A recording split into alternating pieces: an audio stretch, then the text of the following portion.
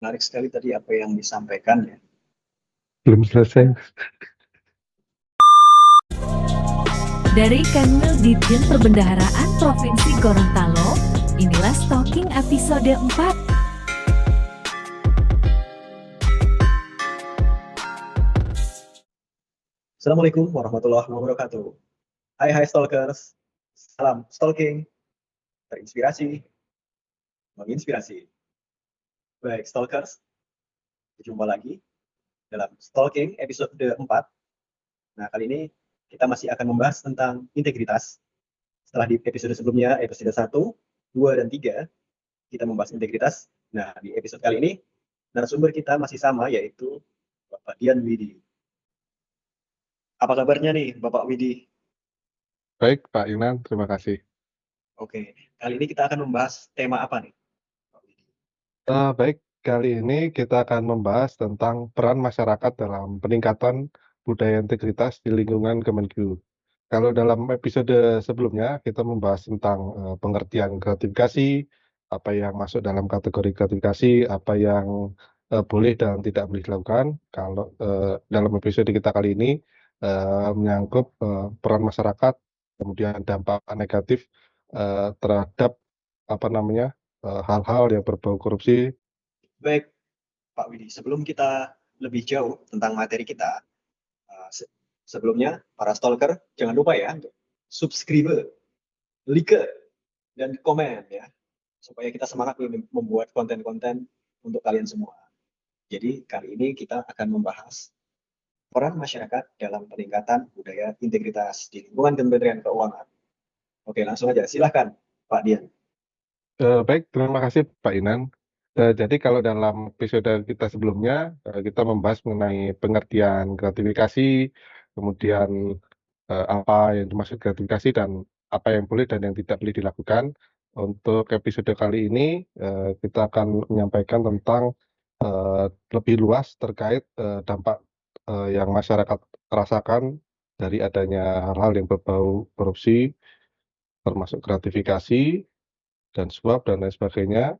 Kemudian mekanisme pengaduan yang bisa dilakukan oleh masyarakat untuk menjaga integritas di lingkungan Kemenkyu. Jadi dalam penyampaian materi kita kali ini, pertama terkait pengendalian gratifikasi dan materi selanjutnya mengenai penanganan pengaduan. Jadi untuk pengendalian gratifikasi, dasar hukumnya itu pada Peraturan KPK Nomor 2 Tahun 2019 tentang pelaporan gratifikasi, kemudian ada Peraturan Menteri Keuangan Nomor 227 Tahun 2021 tentang pengendalian gratifikasi di lingkungan Kementerian Keuangan, dan KMK Nomor 258 Tahun 2022 tentang petunjuk pelaksanaan pengendalian gratifikasi di lingkungan Kementerian Keuangan. Jadi berdasarkan Peraturan KPK Nomor 2 Tahun 2019 dan PMK 227, telah diatur cukup jelas terkait kewajiban penolakan dan pelaporan atas penolakan dan penerimaan gratifikasi. Jadi gratifikasi ini terbagi dikategorikan ke dalam dua kategori. Yang pertama, gratifikasi yang wajib dilaporkan, dan yang kedua, gratifikasi yang tidak wajib dilaporkan. Jadi sepanjang gratifikasi yang diterima atau ditolak merupakan gratifikasi yang berhubungan dengan jabatan dan berlawanan dengan kewajiban atau tugas, maka menjadi gratifikasi yang wajib dilaporkan melalui unit pengendalian gratifikasi di unit kerja atau kepada KPK. Namun apabila gratifikasi tersebut memiliki kriteria antara lain berlaku umum, tidak bertentangan dengan peraturan, kemudian berada dalam ranah adat istiadat, kebiasaan, dan norma masyarakat, serta dipandang sebagai wujud ekspresi keramah tamahan, serta tidak terdapat konflik kepentingan, maka dikategorikan dalam gratifikasi yang tidak wajib dilaporkan. Jadi dalam episode kali ini saya sampaikan bahwa gratifikasi ini memiliki dampak negatif. Jadi tidak hanya pada penerima saja, tapi juga membawa dampak negatif bagi pemberi. Misalkan saja dari vendor atau rekanan, yang dampaknya dapat menurunkan kepercayaan konsumen dan dapat dimasukkan ke dalam daftar hitam. Kemudian bagi penerima, misalkan oleh kuasa pengguna anggaran, pejabat pembuat komitmen, nah ini dapat diberikan hukuman disiplin serta menurunkan kepercayaan publik terhadap instansinya. Dan bagi masyarakat khususnya sebagai pengguna hasil pekerjaan, selain tidak puas dengan hasil pekerjaan, juga dapat mengancam keselamatan bagi penggunanya. Jadi ada beberapa perbedaan dasar antara suap, pemerasan, dan gratifikasi. Jadi kalau suap itu bersifat transaksional dan ada meeting of mind. Pada pemerasan, biasanya inisiatif berasal dari pemberi layanan dan disertai dengan paksaan, bisa secara halus atau kasar. Sementara pada gratifikasi tidak ada meeting of mind, tidak perlu transaksional, dan niat jahat belum ada saat penerimaan. Namun dianggap ada jika tidak dilaporkan setelah 30 hari kerja. Jadi untuk sanksinya sendiri ataupun hukuman atas tindak gratifikasi menurut Undang-Undang Nomor 31 Tahun 99 junto Undang-Undang Nomor 20 Tahun 2001 tentang Tipikor. Jadi di pasal 5, jadi dapat dipidana dengan pidana penjara paling singkat 1 tahun dan paling lama 5 tahun. Dan atau pidana denda paling sedikit 50 juta dan paling banyak 250 juta rupiah. Pada setiap orang yang memberi atau menjanjikan sesuatu kepada pegawai negeri atau penyelenggara negara dengan maksud supaya pegawai negeri atau penyelenggara negara tersebut berbuat atau tidak berbuat sesuai sesuatu dalam jabatannya yang bertentangan dengan jabatannya. Kemudian memberi sesuatu kepada pegawai negeri atau penyelenggara negara karena atau berhubungan dengan sesuatu yang bertentangan dengan kewajiban dan dilakukan tidak ataupun tidak dilakukan dalam jabatannya. Dan yang kedua, di pasal 12B ayat 2, pidana bagi pegawai negeri atau penyelenggara negara sebagaimana dimaksud dalam ayat 1 adalah pidana penjara seumur hidup atau pidana penjara paling singkat 4 tahun dan paling lama 20 tahun. Dan pidana denda paling sedikit 200 juta dan paling banyak 1 miliar. Itu mungkin dampak negatif dari gratifikasi. Materi selanjutnya yakni mengenai penanganan pengaduan di Kementerian Keuangan atau yang istilah kerennya disebut whistleblowing system. Jadi whistleblowing system atau singkatnya disebut WISE ini merupakan sebuah sistem pengaduan berbasis internet yang diharapkan memudahkan masyarakat, pegawai atau pejabat Kemenku dalam melaporkan perbuatan-perbuatan yang berindikasi pelanggaran disiplin pegawai di lingkungan Kementerian Keuangan.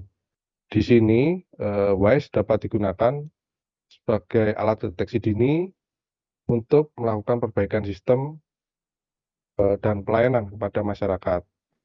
Untuk peran penting WISE sendiri, ini khususnya untuk para pegawai Kemenku dan masyarakat sebagai pelapor, kemudian agar pelanggaran yang dilakukan cepat atau lambat pasti akan dilihat dan diketahui, kemudian berfungsi sebagai early detection, kemudian berfungsi sebagai deterrence, dan penanganan pengaduan ini mengedepankan prinsip kerahasiaan dan perlindungan pelapor.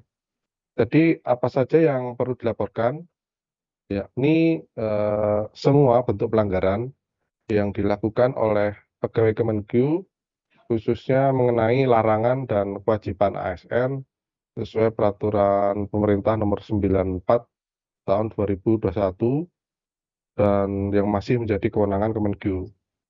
Jadi dalam suatu pelaporan pelanggaran paling sedikit itu harus memuat unsur pertama, unsur WAT, yakni indikasi pelanggaran yang diketahui, kemudian unsur WHERE, jadi tempat pelanggaran terjadi, yang ketiga when, waktu pelanggaran terjadi, yang keempat, who, pihak-pihak yang terlibat, dan yang terakhir, how, bagaimana pelanggaran tersebut dilakukan.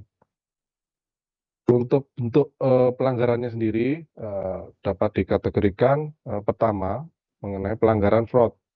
Jadi misalnya dugaan penyalahgunaan wewenang, kemudian dugaan penerimaan uang, dugaan pemerasan, terus misalkan ada lagi dugaan penyimpangan dalam perjalanan dinas atau pengadaan barang dan jasa. Pelanggaran yang kedua yakni pelanggaran non fraud. Misalnya dugaan tindakan sewenang-wenang dari pimpinan, kemudian perbuatan yang bertentangan dengan norma kesusilaan dan merusak citra instansi, kemudian pelanggaran kehadiran kerja, kekerasan dalam rumah tangga, kemudian misalnya dugaan PNS terlibat dalam kegiatan politik. Untuk saluran pengaduan lebih jelasnya nanti tertayang di layar monitor. Pertama, situs wisdewise.kemenko.go.id. Kedua, telepon 081599666662. Ketiga, email di pengaduan@kemenko.go.id. Keempat, surat ke IBI, Gedung Juanda lantai ke-6. Kelima, Prem Kemenko 134. Dan keenam, unit eselon 1 dan UKI eselon 2 atau Satker. Baik, jadi perlu diperhatikan bahwa dalam menyampaikan pengaduan itu tidak melalui media sosial karena pertama telah tersedia saluran resmi pengaduan di Kemenku dan sistem pengendalian 3 lini. Kemudian kalau di medsos itu kerahasiaannya tidak terjamin, kemudian tidak tersedia mekanisme perlindungan pelapor, dan isu tidak terfokus pada substansi pengaduan dan dapat disalahgunakan oleh oknum yang tidak bertanggung jawab. Untuk proses pengelolaan pengaduannya, jadi pertama pada level unit kepatuhan internal. Jadi pengaduan yang diterima oleh helpdesk ditindaklanjuti dengan proses verifikasi dan analisis. Kemudian apabila dinilai memiliki cukup bukti, akan ditindaklanjuti dengan pengumpulan bahan keterangan atas dugaan pelanggaran. Kemudian yang kedua pada level pusat, ini di Inspektorat Bidang Investigasi. Jadi pengaduan yang dilaporkan via aplikasi WISE ini otomatis masuk ke dalam sistem pengaduan dengan nomor register. Jadi, pengaduan yang dilaporkan diterima oleh petugas helpdesk dan dicatat dalam sistem pengaduan untuk mendapatkan nomor register. Kemudian pengaduan diteruskan ke verifikator untuk diidentifikasi terkait jenis pelanggaran, identitas, dan kecukupan bukti maupun materi dugaan pelanggaran. Kemudian pengaduan dengan hasil verifikasi dapat dianalisis, akan diteruskan kepada tim pengkaji. Kemudian dianalisis lagi, dan apabila diperlukan tim akan menghubungi pelapor melalui nomor HP yang dicatatkan, kemudian digali lagi informasi pelanggaran secara lebih detail.